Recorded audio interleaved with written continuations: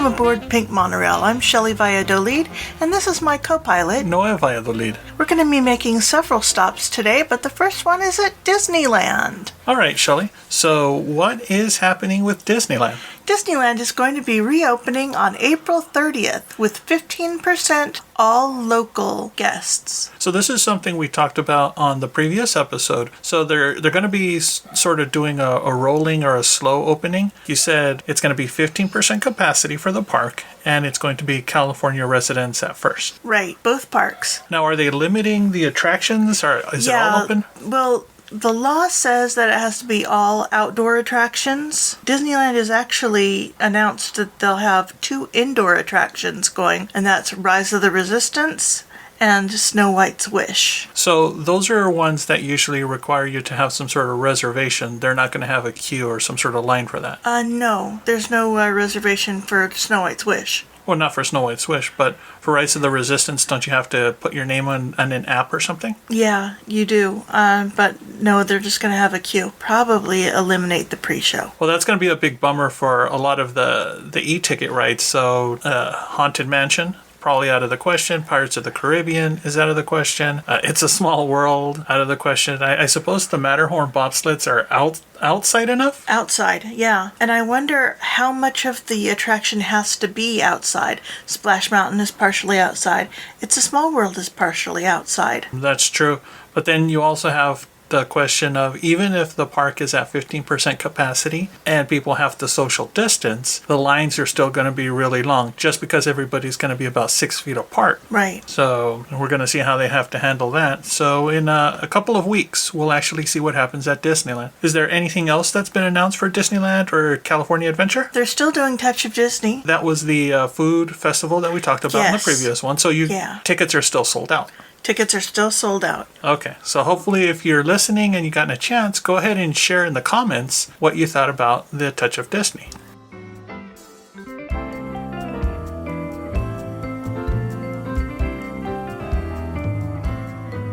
Our next stop, Marvel. What do you want to talk about for Marvel? I want to talk about The Falcon and the Winter Soldier. We watched 2 episodes of it since the last time we recorded. That's right. So we've seen 2 episodes of The Falcon and the Winter Soldier, and if you're just getting caught up, it's on Disney Plus. Part of their streaming. How much do you hate John Wesley? It's really fun, and all of the Marvel shows that they've had thus far and all of the Disney Plus shows that they've had thus far are really good. We haven't come across a dud yet, and this one is different enough from WandaVision that if you're a fan of the movies, if you're a fan of the characters, and even if you've never really followed the series, you're getting introduced to a couple of really interesting characters. So what do you think, Shelley? I think it's a lot more like the films than WandaVision was. It's got a lot more rock'em sock'em action to it, and it's interesting looking into the psyche of these 2 through the eyes of Bucky's therapist. That is interesting. One of the things that keeps coming up online are the people that are saying, how do you deal with trauma? How do you deal with a history of violence and things like that? And you look at what happened with Wanda. She had the death of her parents. She had her country turned upside down. She had the death of her brother. She had the death of her love. And all of this made her pretty much go crazy, have a psychotic episode, kidnap an entire town, and try to live in a fictional TV reality. So that's not a healthy way of dealing with this. No. Falcon and the Winter Soldier, they're trying to find healthier ways of dealing with trauma. What if all of the Marvel episodes end up being about how a certain character deals with trauma? Not all of them have to go through this. Assume that a good chunk of them. So Iron Man has father issues. Dr. Banner, the Hulk, definitely has father issues. There's a lot of history with the Hulk, and we'll be going through that in future episodes. I'm a big Hulk fan. The Black Widow has a lot of issues with... She's got a whole movie about it. Yeah, what the government has done to her, various governments have done with her. Which is going to be on Disney Plus. Ah, yes, the Black Widow is going to be on Disney Plus, so we'll be watching it. But for The Falcon and the Winter Soldier, we're looking at Bucky Barnes, who's over a century old, and for most of his life, he was brainwashed by Hydra, and this was something that was explained in the movies, if you're just getting caught up. He was brainwashed and turned into an assassin. And after each mission, they would sort of put him in cryogenic freeze until his next mission, his next assassination. So once he was liberated from that, he's sort of been dealing with nightmares on all of that. So now they're trying to deprogram him and see how they can help him cope with that his entire life. Well, he was deprogrammed already in Wakanda. Well, we like to think he's been deprogrammed. They thought they had deprogrammed him previously. But he still has nightmares and stuff. Yeah, and in the film, the Civil War, we have Baron Zemo, who was able to trigger some of his programming. So hopefully the Wakandan scientists or the Wakandan therapists were able to completely deprogram him. But that remains to be seen because Zemo is back in the upcoming episode 3. What do you think of his vibranium arm? Now that's pretty neat. So in the movies, he used to have this silver arm. It looked really cool.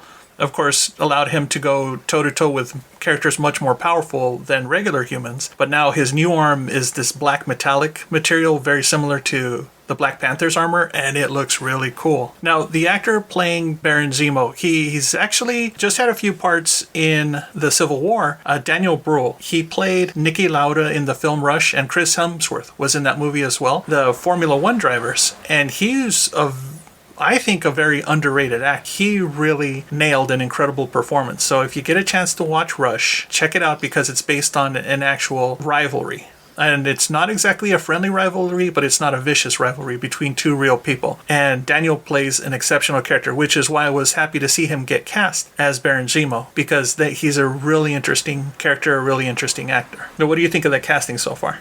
I love the casting. I think it's fantastic. I can't wait to see Sharon show up. We've got Sam, who's the Falcon, and we've got Bucky, and we have a new Captain America. Wah, wah. What do you think of the new Captain America? He stinks. And I think the audiences, even though they've seen that he's a great soldier and that he's a great fighter and that he's decorated and he wants to do his best, He's too cocky. You can't help but be against him because the bar's set so high. But if you're a long-time comic book reader, you sort of know who this character is. You know the general direction of what's happening. He's a white supremacist is what he is. Oh, no. See, don't get too far ahead. They might still change the characters a little bit. I mean, in the comics. But yeah, in the comics, he's not necessarily a white supremacist as much as he's very fascist in the sense that the government does no wrong, the government can never do any wrong. And so if they say go into a village and kill them all, well, it must be for the good of the government. So we don't know how far they're going to make this new Captain America, as much like the aforementioned U.S. agent from the comic books, but we're going to find out. They just came out with a pop vinyl of John Walker. And people are totally ratioing it. He sort of does have that square jaw of... So punchable. What a punchable face. I think the most interesting thing that happened in the second episode, and a lot of longtime Marvel fans saw, was the introduction of Isaiah, who was from the comic. It was a short run from Marvel called Truth, Red, White, and Black. And it was written by Robert Morales, and it was drawn by Kyle Baker. Now, Kyle Baker's probably my favorite cartoonist that does comic books, and sometimes he takes a lot of historical stories. Probably his best work, or at least my favorite work of his, was from the DC miniseries for Plastic Man. If you get a chance, try to track down the trade paperback. But more important, try to look up Truth. So in it, we don't want to give it completely away, but it turns out that the government had been funding experiments to try to create super soldiers. So Steve Rogers wasn't necessarily the first. And in true guinea pig fashion, there were a lot of black people that they experimented on, and a lot of them died gruesome deaths. So this was sort of inspired by the Tuskegee experiments. Right. And if you know your U.S. history, that's a very sad chapter of what happened to those people that the government was just experimenting on. I met one of them at Pearl Harbor. Oh, now Shelley did work at Pearl Harbor, so she got to meet a lot of people that survived the war and a lot of people that had a lot of history. Yeah. But yeah, Isaiah, I don't know if, hopefully they're going to expand on that. Maybe they might do a series for Disney Plus down the road, and I really hope they do, because Truth was probably one of the best stories that they released in the past 20 years. So I hope you look into it. I don't want to give it away, but it's a really good story. Great writing, great art. I can't recommend it enough. You hear a little bit of the story in the second episode of Falcon and the Winter Soldier. That's Isaiah Bradley. So if you get a chance, try to look him up, try to read the story. So don't just read it online or anything. Try to actually get the book And this is something that you can share with your family because it mirrors an actual period of history. So of what happens to them. And it isn't the first time. Marvel's done a lot of social commentary, a lot of history. If you look at Luke Cage, a lot of his origins of the way the black community's treated and the way they have to fight for every little bit that they get, including how they're given powers not necessarily with their consent, is tackled in the Marvel books. And that, I think, gives the universe a lot of dimension. It's why I think Marvel has the edge over DC is because they handle social justice so much better than just about anybody else, except for some indies. That's true. That's true. A lot of the DC characters sort of just came from, well, what happened if a fantastic character had fantastic powers and lived in a mansion? And so they would just make up characters with capes and origins and not really sort of give them flaws. Right. So the DC characters are very spotless, very flawless. And you look at the Marvel ones and they're a little more realistic. You can see that they don't always win. They lose a lot, and when they lose, they learn, they become better. And that's something that the Falcon and the Winter Soldier gets right. Sam comes back after half of the planet, half of the universe has been gone for 5 years, and he's just trying to help his sister put the family business back together, keep them afloat. And he gets turned down for a bank loan. It's just proof that even for superheroes, the world can be tough, and especially for black superheroes. Now I know why Captain America did those PSAs for high schools. He needed the money. Right. I guess that makes sense. I guess now we know the truth behind that. Is there anything you look forward to on the next episode of The Falcon and the Winter Soldier? Or? Actually, I wanted to talk a little bit more about this episode because Isaiah's grandson, Elijah, makes an appearance, and he is Patriot in the Young Avengers, and we've already met Billy and Tommy, who are Wiccan and Speed in the Young Avengers. And I want to know your opinion. Do you think they're going to put together a Young Avengers? I think by having the pieces out there, at the very least, these are things they can explore. From a Hollywood perspective, if one of the actors or one of the writers doesn't like a direction or they're dragging their feet on a contract or something, Marvel can just go ahead and skip ahead, look at these other characters that they've already established, that they've already cast. And there's the gal who's assisting Hawkeye. Oh, that's true. I think Kate is potential. So there is the chance we're going to see Young Avengers not in animated form, because I think we've seen them on Disney XD, but to see them live action and maybe get their own series, get their own movies. There's a lot that Marvel's doing right. So I think Shelley's observation that getting these characters out there, getting their names in people's heads, that's setting off something new, either for TV or the movies. Any other Marvel projects you're keeping an eye on, Shelley? Not really. I mean, I am, but not enough to talk about yet. Okay, so we'll talk about that on the next stop of the Pink Monorail.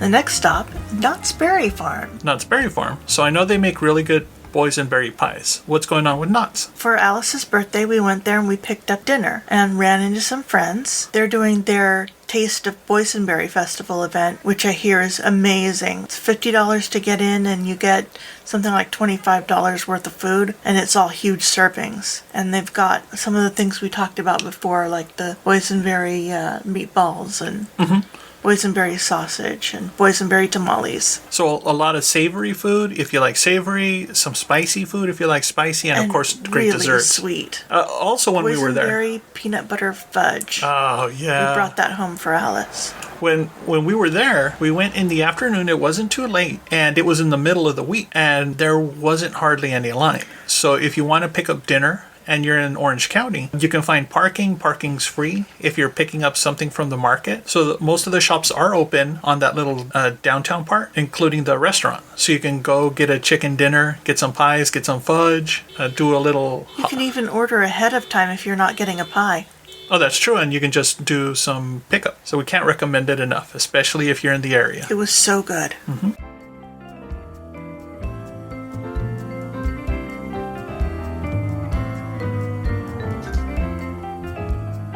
Okay, Okay, on to our next stop, Disneyland Forward. So the next stop of the Pink Monorail, we're going to talk about Disneyland Forward. I have no idea what Disneyland Forward is. It's the upcoming plan that Disney rolled out for Anaheim City Council. So Disney's looking at an expansion. They're looking at expanding the two parks, and in a kind of ingenious way, they're taking the parking lot that's behind the Paradise Pier Hotel and the Disneyland Hotel and making that into two separate parts. One part is an expansion over Disneyland Drive from DCA. The other is one over Disneyland Drive for Disneyland. And they're dangling all sorts of things from Tokyo and Shanghai. Peter Pan, the Frozen, the Little Mermaid, the Beauty and the Beast sections, Zootopia from Shanghai, in order to get them to let them. And they're not asking for any money. They're not asking for any hotel rooms. They're just asking for a change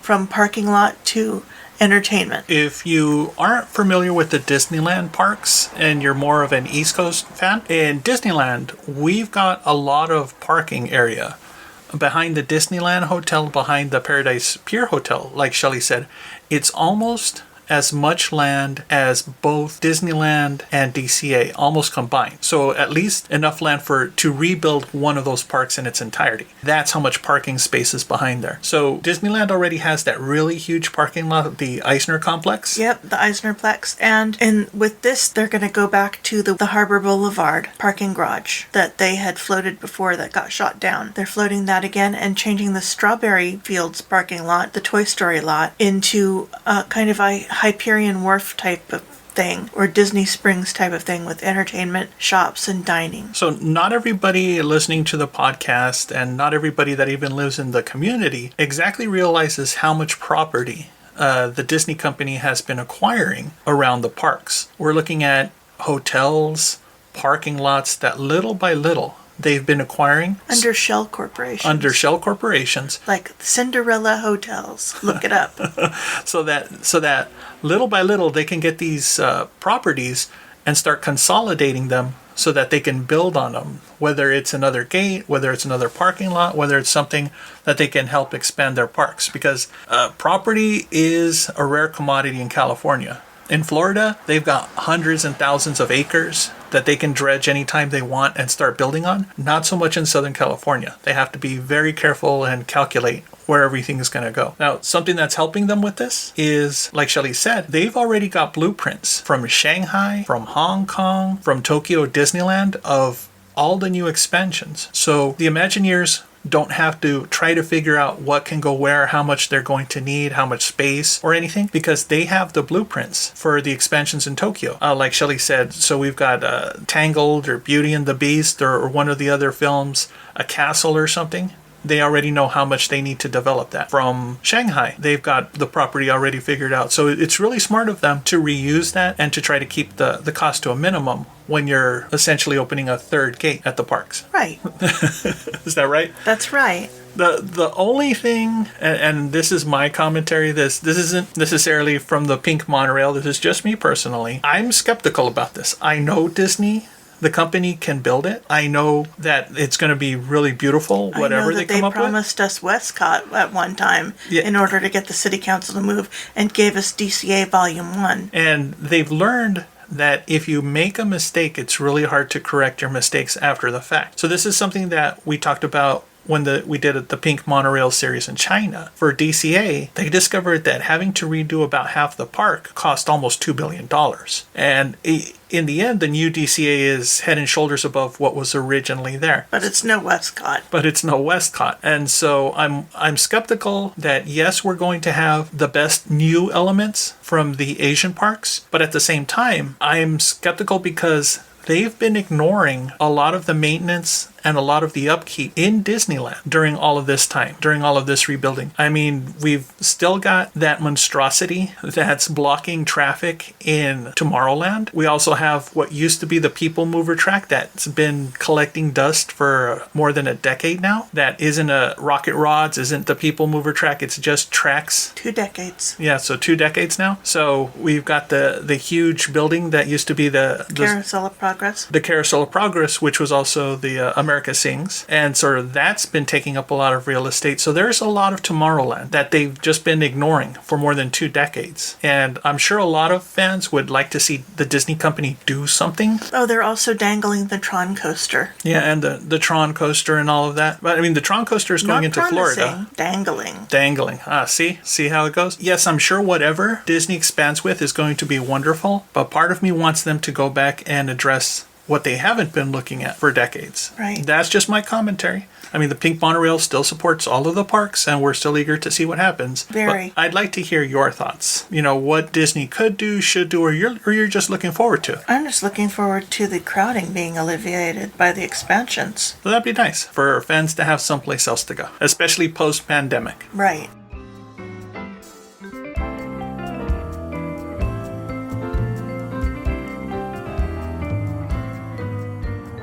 Okay, Shelley, what's the next stop for the Pink Monorail? Walt Disney World. We're going to look at the new facial recognition system at the entry gates. Uh-oh, is Big Brother watching us now?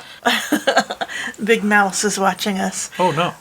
We had a 2-finger scan, then we had the thumbprint scan, and now we've got a facial recognition, and I hope it works better than on my phone, because my phone recognizes my daughter as me, but not me as myself, a lot of the time. Biometrics for security, that's of course a big thing, and not just for the Disney company, but for regular private companies. And what's going to happen when they roll this out and are people that wear masks because they have a cold? And we're thinking post-pandemic. So people have been inoculated, the numbers are down, but just as safety precautions, perhaps some of the visitors are going to wear masks. So that's guaranteed to throw off these biometric scanners, these face scanners.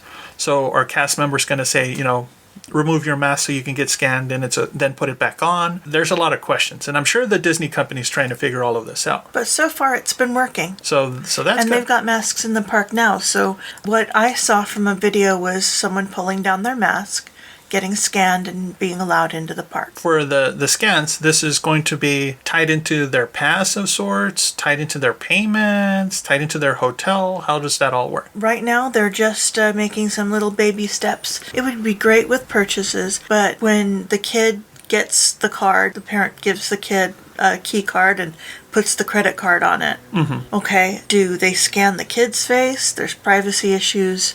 Does the parent have to be there every time the kid uses the card? They can't run off and go do some thrill rides while mom and dad sit on a bench. So these are all things that Disney's going to have to figure out, and of course explain to the guests what can and can't you do. Right, exactly. With your room cards, with your and everything's going to be integrated from the moment you get off the plane or get off the boat and you're headed to the parks. They'll be able to keep track of you. They'll be able to market to you. They'll be able to see your shopping habits, and of course try to build packages around you. So they know a lot about customers. They've been doing their homework, not just in surveys, but for those that are worried about privacy, exactly how much privacy are you giving over to Disney? So things to explore, things to think about. And what happens if somebody hacks it?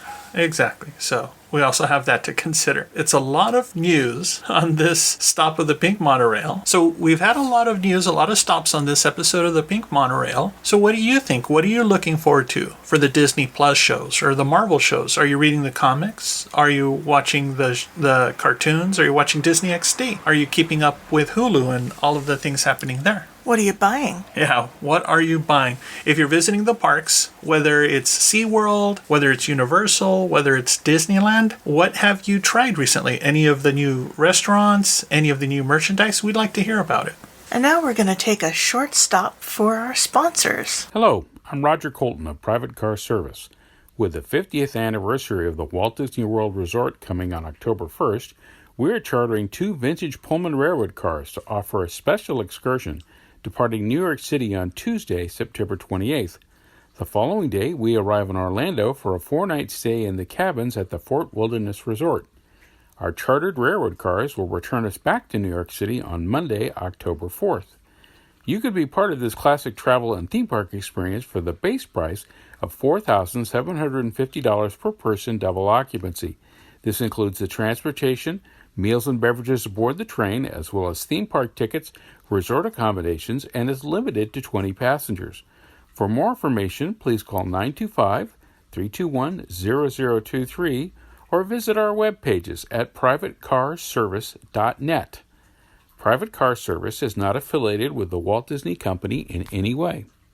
A special shout out to our sponsor, Circa 1955. Nicole is the founder of Luxillume, a small company that makes candles, wax melts, and room sprays. She creates scents that capture the season, nature, or wonderful memories. She also takes commissions for larger orders, such as weddings or company gifts.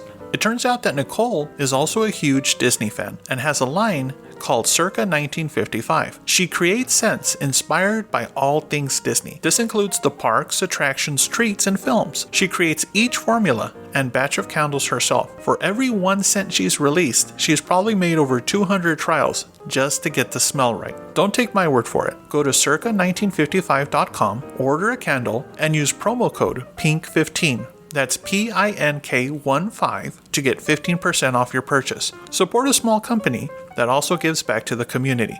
You're going to love it. Welcome back. We hope you enjoyed this week's trip on Pink Monorail, and we look forward to seeing you again real soon. We'll see you next time.